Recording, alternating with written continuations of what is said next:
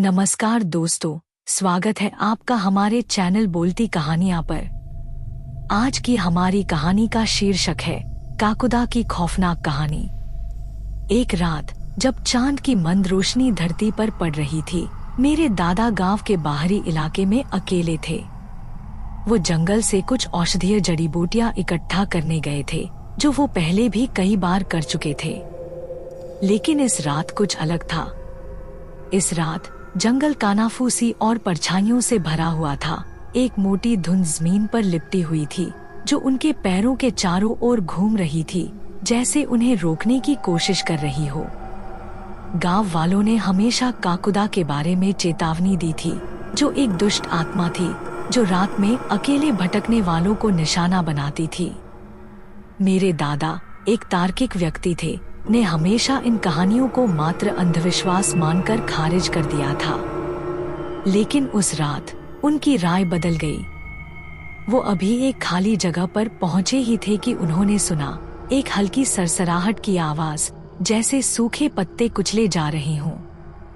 वो रुक गए, उनके दिल की धड़कन तेज हो गई और उन्होंने कान लगाए। सरसराहट बढ़ती गई, करीब आती गई, जब तक कि वो लगभग बहरी कर देने वाली हो गई। आतंक ने उन्हें जकड़ लिया और उन्होंने तेजी से चारों ओर देखा, स्रोत को ढूंढते हुए। भयावह रूप से उन्होंने देखा कि धुंध से एक आकृति उभर रही थी। वो लंबी और दुबली थी, जिसके लंबे उलझे बाल उसके चेहरे पर लटके हुए थे। उसकी आंखें, जो बीमार पीली रंग की थी, उनके साथ मिल गईं और एक ठंडी दुष्ट मुस्कान उसके फटे होठों पर फैल गई। यह कोई साधारण प्राणी नहीं था, यह काकुदा था, गांव की कहानियों का साक्षात बुरा आत्मा। मेरे दादा का पहला इरादा भागने का था, लेकिन उनके पैर जैसे शीशे के बन गए थे। वो केवल डर में देख सकते थे, क्योंकि प्राणी धीरे धीरे उनकी ओर बढ़ रहा था, अपनी हड्डियों जैसी उंगलियां फैलाते हुए, जैसे उन्हें पकड़ने आ रहा हो। उनके चारों ओर की हवा ठंडी हो गई और उन्हें लगा कि एक ठंड उनके हड्डियों में घुस रही है, उनकी ताकत चूस रही है। तभी उन्हें उस ताबीज की याद आई जो उनकी दादी ने सालों पहले दी थी। वो एक साधारण सी चीज थी, एक छोटी सी चांदी की लटकन जिसमें सुरक्षात्मक प्रतीक खुदे हुए थे। कांपते हुए हाथों से उन्होंने अपनी जेब में हाथ डाला और ताबीज को पकड़ लिया, एक प्रार्थना को फुसफुसाते हुए जिसे उन्होंने सालों से नहीं कहा था। जैसे ही उन्होंने प्रार्थना की, काकुदा रुक गया। उसकी मुस्कान गायब हो गई और उसकी जगह एक शुद्ध नफरत का भाव आ गया।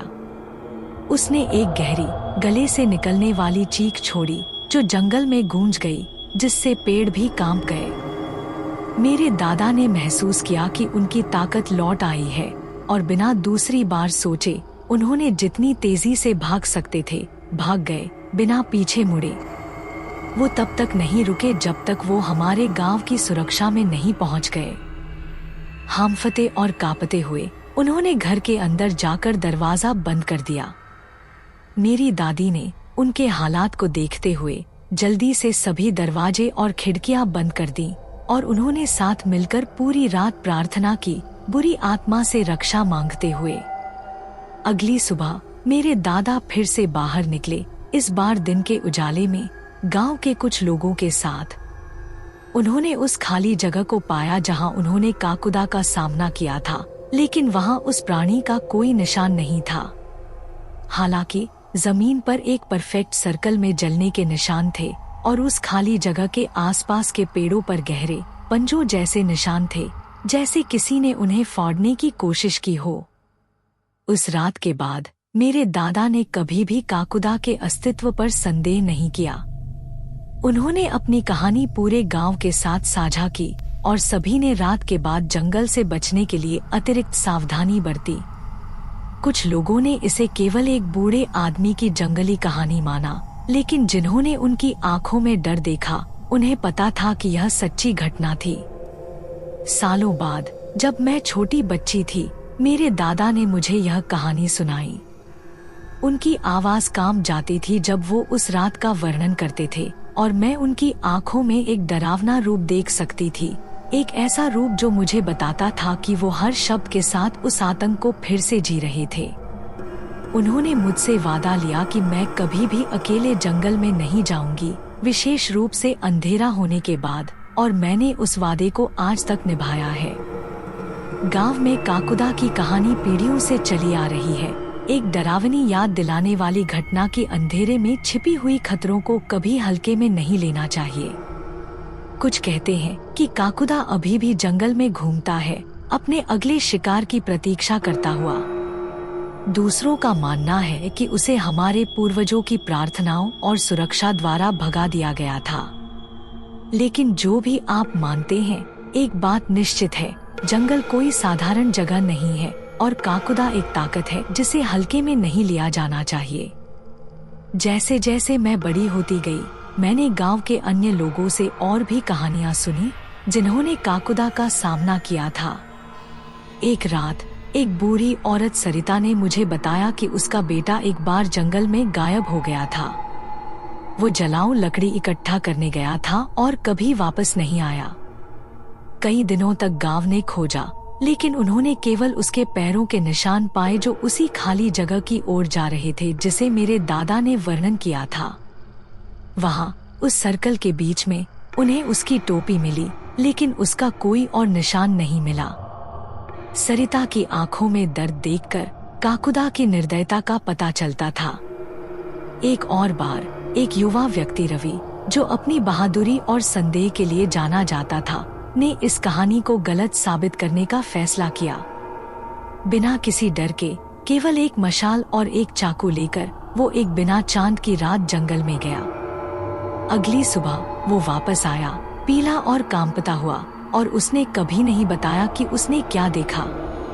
उसने खुद को अपने घर में बंद कर लिया और काकुदा के बारे में फिर कभी नहीं बोला। कुछ ही हफ्तों में उसके बाल सफेद हो गए। ये कहानियां जो गांव की आग के चारों ओर फुसफुसाई जाती थी, काकुदा की कहानी को जीवित रखती थी।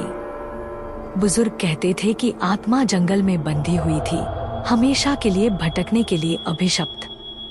उनका मानना था कि वो एक बार एक इंसान था, एक तांत्रिक जिसने काले जादू में बहुत गहराई से प्रवेश कर लिया और आज के भयानक प्राणी में बदल गया।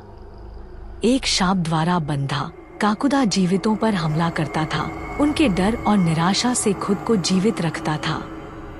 काकुदा का आतंक फैलाने के बावजूद गांव में जीवन चलता रहा। हमने उस कथा के साथ जीना सीख लिया, सावधानियां बरतते हुए और हमारे पूर्वजों द्वारा स्थापित सीमाओं का सम्मान करते हुए। जंगल जो दिन के समय सुंदर और जीवन से भरा होता था, रात में बुरे सपनों की जगह बन जाता था, उसके प्राचीन पेड़ों के नीचे छिपे हुए अंधेरे रहस्यों के साथ। यहाँ तक कि अब जब मैं आपको यह कहानी सुनाती हूँ, मुझे काकुदा की उपस्थिति का बोझ महसूस होता है। गांव के लोग, हालांकि सावधान, जानते हैं कि कुछ चीजें हमारी समझ और नियंत्रण से परे हैं। हमने अंधेरे में रहने वाली आत्माओं और ताकतों का सम्मान करना सीख लिया है, यह जानते हुए कि वे उतनी ही वास्तविक हैं जितनी हमारे पैरों के नीचे की जमीन। मेरे दादा का काकुदा के साथ सामना एक डरावनी याद दिलाने वाली घटना है कि कुछ कथाएं केवल कहानियां नहीं होती, बल्कि चेतावनी होती हैं। चेतावनी उन अदृश्य खतरों की जो अंधेरे में छिपे हुए होते हैं, उनका इंतजार करते हुए जो उन्हें चुनौती देने की हिम्मत करते हैं। इसलिए अगर आप कभी हमारे गांव के पास आएं, तो चेतावनियों का पालन करें और जंगल का सम्मान करें, क्योंकि आप कभी नहीं जानते कि कब कहां क्या हो जाए।